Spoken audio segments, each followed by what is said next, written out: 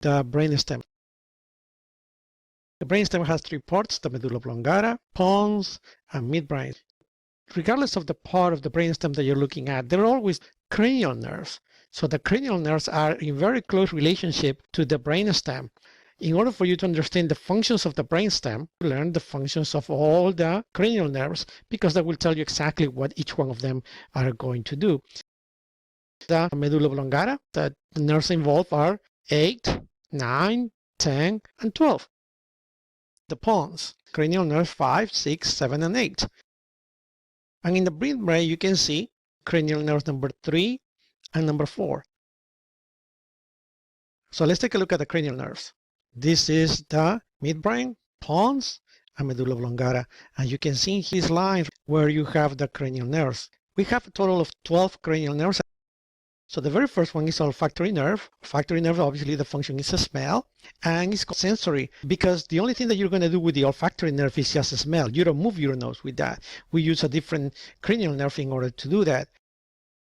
Cranial nerve number 2 is going to be the optic nerve. Optic nerve, what you achieve with that? Vision. What type of nerve it is sensory, because the only thing that you're going to do with it is just vision. You don't move your eyes with the optic nerve.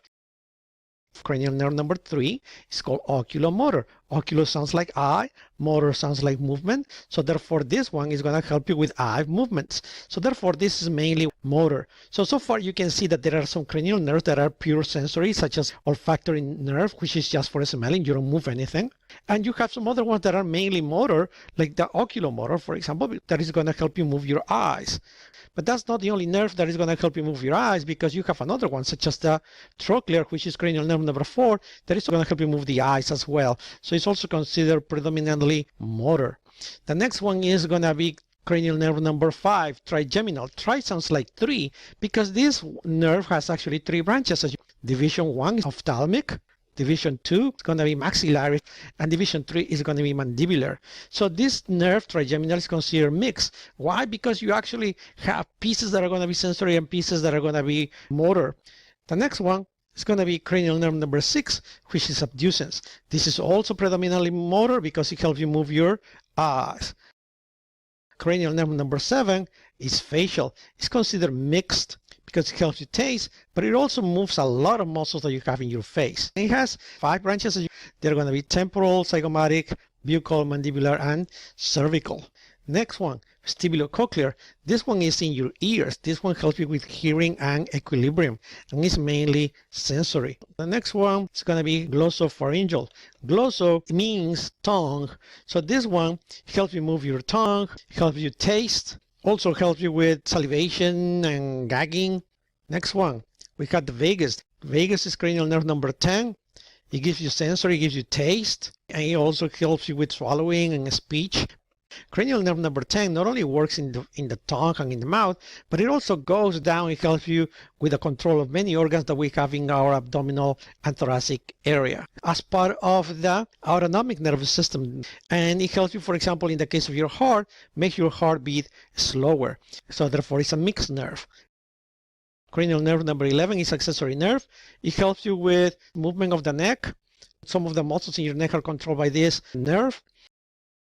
Hypoglossal nerve is related to the tongue. It's going to help you with movements necessary for speech or swallowing or food manipulation, and it's considered predominantly motor. So now you have learned that some nerves are sensory, some nerves are motor, and some nerves are mixed. The medulla oblongata, and we can see here again the nerves.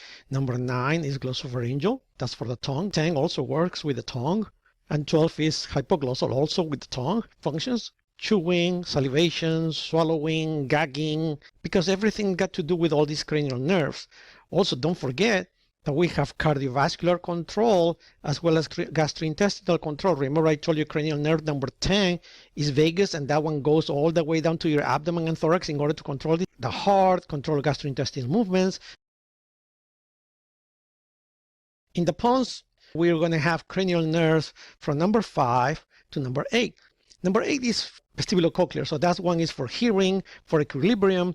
Number 5 is trigeminal. That got to do with the sensations in your face. Number 6 is abducens, which is eye movement, taste, and facial movement with number 7. midbrain related to cranial nerve number 3, oculomotor, cranial nerve number 4, trochlear. These two are very important for functions that relate to control of eye movement, blinking, focusing, pupillary dilation and constriction,